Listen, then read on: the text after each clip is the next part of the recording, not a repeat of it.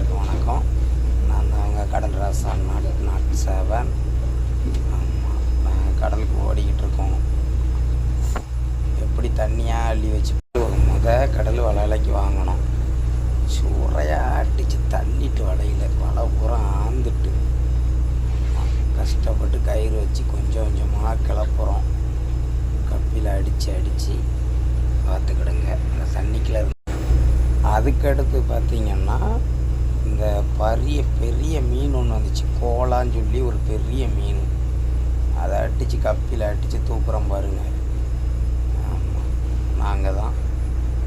இது பூராமல் எங்கள் பழைய வீடியோ எடுத்து எடிட் பண்ணி போடுறேன்.